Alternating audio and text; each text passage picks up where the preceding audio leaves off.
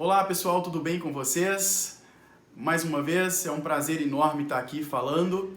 E antes da gente começar a discutir a nossa terceira parte do texto, que é a psicologia, eu gostaria de pedir a você que seguisse aí o meu canal para que você consiga acompanhar os vídeos que eu posto em primeira mão. São vídeos, claro, além das minhas aulas de psicologia, psicologia no botequim e os pequenas doses que são mensagem de esperanças que eu trago para as pessoas toda semana, tá certo? Então sigam o canal do professor Igor Madeira para vocês ficarem atentos às primeiras novidades.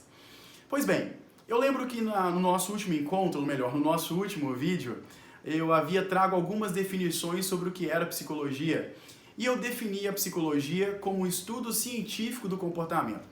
Essa definição ela aconteceu a partir de 1950, quando a psicologia finalmente rompeu com as concepções filosóficas e se apoiou nos métodos da química, da física e da biologia para ser ciência. Então, um dos psicólogos precursores desse processo foi Burrhus Frederic Skinner. Ele que foi o cara que resolveu então fazer com que a psicologia se tornasse ciência.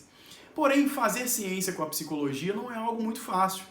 Por quê? Porque o comportamento humano é uma coisa muito próxima de todos nós, é algo muito próximo daquilo que a gente vive e, de certa forma, a gente acaba fazendo algumas inferências sobre ele ou algumas interpretações não científicas sobre aquilo que a gente observa. Hoje me aconteceu um fato muito curioso.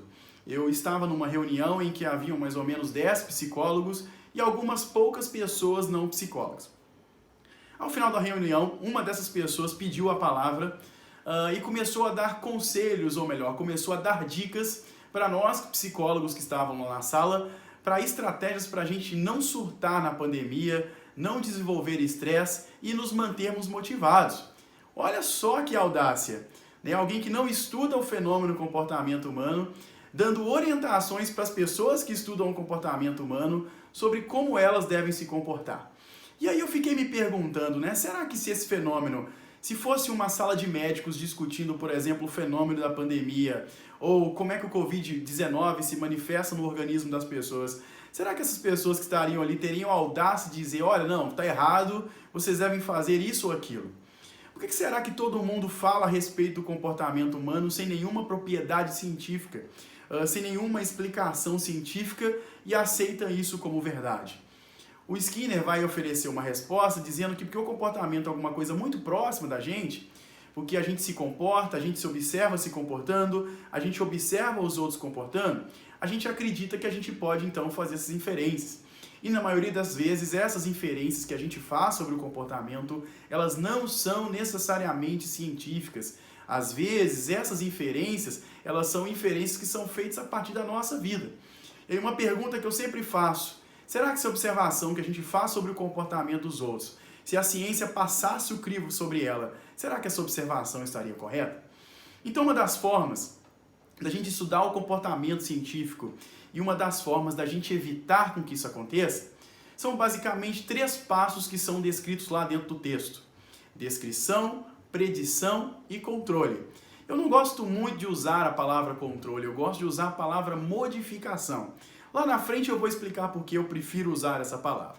A primeira coisa que a gente precisa fazer quando a gente vai observar o comportamento é descrever o comportamento.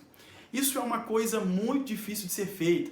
Por que é muito difícil de ser feita? Porque quando a gente vai descrever alguma coisa, a gente sempre coloca as nossas impressões pessoais sobre aquilo que nós estamos descrevendo.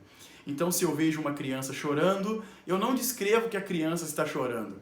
Eu falo, nossa, essa criança está chorando, mas como essa criança é uma criança chata. Nossa, como é que a mãe não cala a boca desse menino? Vai deixar essa criança chorando aí? Olha, além de descrever o comportamento, descrever o que alguém faz, você coloca a sua impressão pessoal.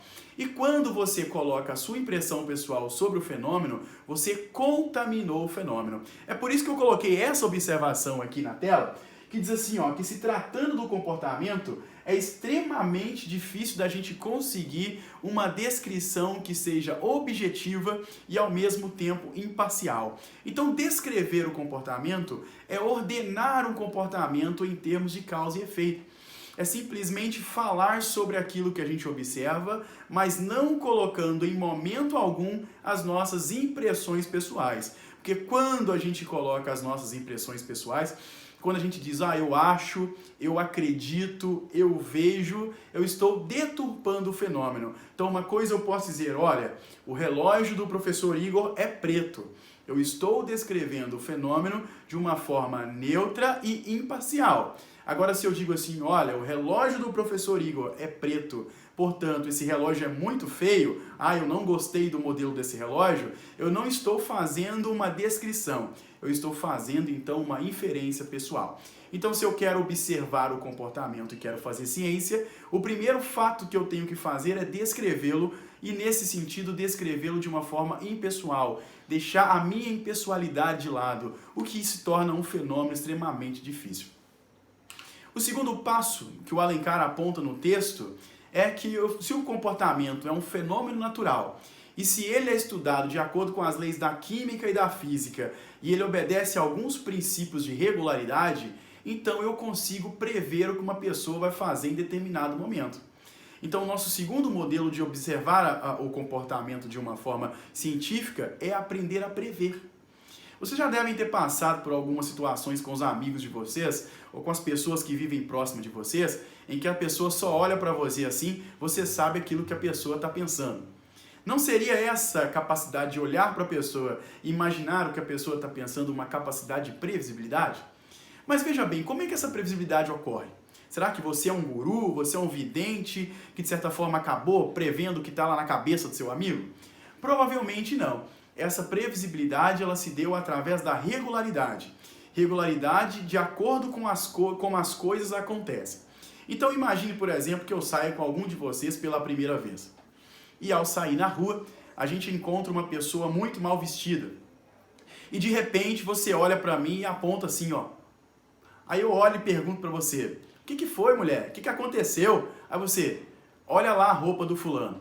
Aí a gente começa a rir e acha aquilo muito engraçado. Num segundo momento, a gente está passeando na rua de novo e eis que você só faz assim para mim, apontando alguém ou sinalizando alguma situação. Eu imediatamente pergunto para você, é a roupa da pessoa? Aí você, é.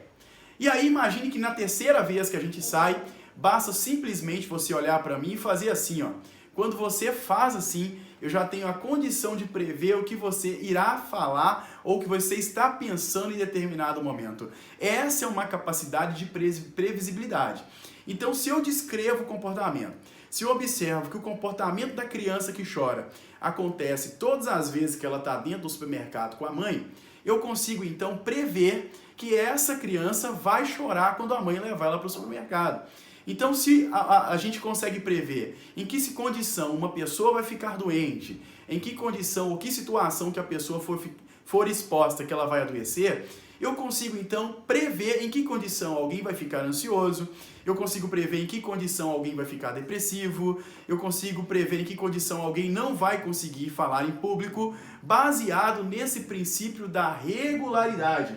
Então, a predição é a capacidade que eu tenho de prever.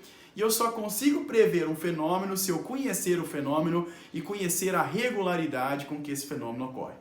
Então, conhecendo a regularidade, conhecendo a previsibilidade, eu tenho então condições de modificar o comportamento. Imagine, se eu sei que todas as vezes que a criança está no supermercado com a mãe ela chora, e eu observo isso, eu consigo prever e vejo que é verdade, que todas as vezes que ela está com a mãe no supermercado ela acaba chorando, como é que então eu vou controlar esse comportamento? Como é que então eu vou modificar esse comportamento? Eu posso modificar de algumas formas. Eu posso não levar a criança ao supermercado, eu posso dar uma bala, um chocolate, um pirulito, alguma outra coisa que acalme a criança enquanto ela esteja no supermercado, e ao mesmo tempo eu posso simplesmente ignorar o choro da criança dentro do supermercado ao ponto dela parar de chorar. Isso é uma capacidade de controle, é uma capacidade de modificação. Isso é a mesma coisa que um médico ou um farmacêutico faz em relação à doença. Então, por exemplo, se o indivíduo está doente, eu sei que condição ele vai ficar doente, eu mudo aquela condição que ele vai ficar doente para evitar com que ele adoeça. Isso então é uma capacidade de controle, é uma capacidade de modificação. Lembrando que essa observação, descrição, previsão e controle não é uma característica exclusiva da psicologia. Toda ciência ela tem o objetivo de descrever um fenômeno ela tem o objetivo de prever um fenômeno, ao mesmo tempo que ela tem o objetivo de modificar o fenômeno. Então, o comportamento do meu cliente que está diante de mim lá na clínica, ele pode ser descrito a partir do momento que eu começo a observar o que ele faz, ele pode ser previsto a partir do momento que eu identifico em que condições ele faz. Então, eu consigo descrever o comportamento do meu cliente lá na clínica, assim, simplesmente a partir do momento em que eu observo aquilo que ele faz. Eu consigo prever o comportamento do meu paciente a partir do momento que eu identifico algumas regularidades. E se então eu tenho condição de prever, eu tenho condição de modificar em que condição aquele comportamento ele vai ocorrer, tá certo? E aí, baseado nesse modelo, eu lembro que no nosso primeiro vídeo eu falei que havia duas formas de conhecer o objeto de estudo da psicologia. Uma é observando o que o pesquisador de uma determinada área faz, e outro pesquisando ou observando a área de intervenção daquela profissão. E aí, para finalizar o nosso vídeo, eu trouxe algumas áreas da psicologia onde é possível a atuação do psicólogo. Muita gente acredita que o psicólogo trabalha somente dentro do consultório. Pelo contrário, o psicólogo ele pode trabalhar em diversos lugares. Eu costumo dizer que todo psicólogo ele tem de ir aonde o povo está. Ou melhor, todo psicólogo ele pode ir aonde o comportamento está. Hoje a gente tem psicólogos, por exemplo, que trabalham com redes sociais, psicólogos que trabalham com estratégias de vendas, de marketing e publicidade, psicólogos que trabalham com agronegócio, diversas facetas onde a psicologia ela pode se inserir, desde que haja então o comportamento humano. Então eu trouxe algumas áreas descritas aí no texto do Alencar, aonde a psicologia ela pode atuar. A primeira área que a gente destaca é a psicologia experimental. A psicologia experimental é a área mais antiga da psicologia. Por quê? Porque a psicologia ela começou com pesquisas lá em 1879 com Wilhelm Wundt. Então foi ele que fundou a psicologia experimental, que era a manipulação de variáveis, para verificar se essas variáveis manipuladas geravam algum efeito no comportamento.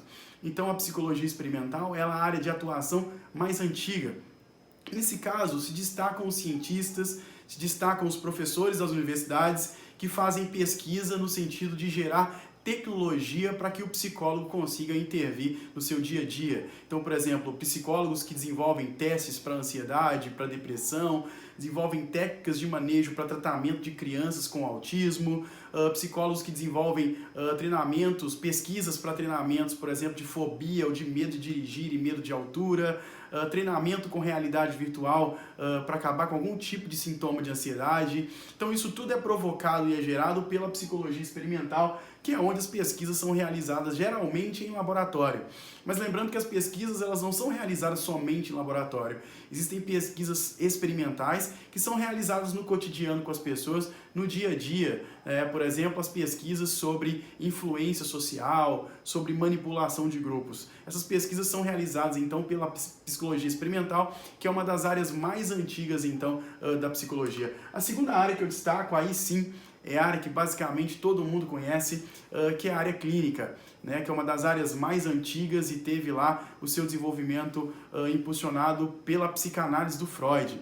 Então, a perspectiva clínica, a gente trabalha então com aplicações de princípios psicológicos ao diagnóstico, à prevenção e ao tratamento de problemas emocionais e comportamentais das pessoas. Então, o psicólogo clínico é o psicólogo que provavelmente vocês mais conhecem, vocês mais devem ter ouvido falar dentro da formação do psicólogo. Lembrando que a clínica, ela não se restringe somente a 4 paredes. É possível hoje fazer uma psicologia clínica chamada psicologia home care, que é a psicologia onde o psicólogo vai à casa do paciente. Isso é muito comum quando o paciente está numa condição de depressão tão grande que, por exemplo, ele não consegue sair de casa, ou o paciente tem uma crise de ansiedade aguda, altíssima, em que essa ansiedade incapacita o paciente de ir para o consultório. Então, o psicólogo ele vai à casa do cliente com as restrições éticas, né, com a questão do seguro, para garantir a fidedignidade do processo, atendendo as pessoas. Então, o consultório ele não funciona somente dentro de 4 paredes, geralmente num edifício bonito, com uma mesinha, uma salinha, um divã. É possível clinicar dentro das outras áreas da psicologia e em outros lugares. Como, por exemplo, é possível fazer clínica no CAPS, é possível também atender de forma clínica no CRAS. Então, esses modelos eles são possíveis. A terceira área de aplicação que eu trago é a área da psicologia educacional. Lembrando que essa área ela se divide em área de psicologia educacional e psicologia escolar. A psicologia educacional é aquela que vai trabalhar as questões relacionadas também à aprendizagem. Então hoje a gente vê nas escolas muitas crianças apresentando transtorno de déficit de atenção e hiperatividade. Então o psicólogo ele pode trabalhar condições de manejo para que o aprendizado da criança dentro do ambiente educacional ele seja favorecido. Ao mesmo tempo, por exemplo, a inserção de crianças autistas no ambiente educacional também é uma responsabilidade do psicólogo. E essa área se esbarra muito com a ideia da psicologia escolar. Geralmente o psicólogo escolar é o psicólogo que trabalha problemas de gestão dentro da escola, né? Desde o manejo de competências evitando burnout, absenteísmo com os professores, até manejo, por exemplo, de indisciplina, de bullying que acontecem dentro das escolas. Então a gente tem essas duas áreas que estão extremamente interligadas no dia a dia e que, de certa forma, elas acabam se completando. Essa é uma área relativamente nova, surgiu a partir da década de 70 e tem ganhado muito espaço no Brasil, já que o governo nos últimos anos, nos últimos 15 anos para cá, tem colocado como preferência que os psicólogos também estejam nas escolas atuando junto com os pedagogos, junto com os assistentes sociais que lá trabalham. E a próxima etapa é uma área que eu gosto muito, que é a psicologia social, que é uma área que investiga como é que o grupo social influencia nos nossos caracteres de personalidade, influencia nas nossas características pessoais, influencia na forma como a gente veste, naquilo que a gente se alimenta, naquilo que a gente usa, como a gente faz uso das redes sociais. Então a psicologia social é a psicologia, por exemplo, que vai estudar a influência do grupo sobre o comportamento das pessoas. É a psicologia que vai trabalhar a questão de auxiliar o menos favorecido, é a psicologia que vai trabalhar com a questão, por exemplo, do preconceito racial, da homofobia, das questões feministas. Então a gente tem muitos psicólogos sociais, por exemplo, aqui em Barreiras, que fazem um excelente trabalho frente à população mais carente. Mas lembrando que o psicólogo social ele não vai trabalhar somente com a população carente. Ele vai trabalhar com um conjunto de grupos que são influenciados por algum tipo de movimento. Esse movimento de psicologia social, ele começou a surgir no Brasil a partir da década de 1955. Hoje ele se divide basicamente em dois modelos. O modelo norte-americano, que é um modelo baseado mais em práticas culturais, em cultura, e o modelo latino-americano, que é um modelo mais socialista, um modelo mais baseado nas escolas de Frankfurt e, por exemplo, nas ideias de Marx, tá certo? Então a psicologia social é uma área que tem crescido muito no Brasil, ela tem tido uma aceitação muito grande e hoje vocês conseguem encontrar os psicólogos sociais no CRAS, no CRAN, no CREAS, atuando diretamente e principalmente com a população mais vulnerável. E a próxima e última área, a gente destaca então a psicologia industrial e a psicologia organizacional. Lembrando que esse termo aqui, industrial, é um termo que era utilizado bem antigamente. Hoje o nome já é psicologia organizacional. O que é o psicólogo organizacional? É o psicólogo que faz contratação, recrutamento, seleção. Ele seleciona o perfil do colaborador para trabalhar dentro daquela empresa. Ao mesmo tempo, ele cuida da saúde do colaborador. Então não basta simplesmente recrutar as pessoas para dentro de uma empresa. É necessário também preocupar com a saúde das pessoas que lá atuam. Então o psicólogo organizacional ele vai fazer toda essa estratégia de gestão capaz de conseguir um bom manejo de condições psicológicas das pessoas. Imagine, por exemplo, quantos psicólogos organizacionais devem estar trabalhando nesse momento de pandemia, em que todo mundo está home office, todo mundo está sujeito a condições estressoras, a condições de ansiedade, até mesmo condições de depressão. O funcionário não pode estar necessariamente dentro da empresa e, ao mesmo tempo, o psicólogo ele precisa preocupar com a saúde dele.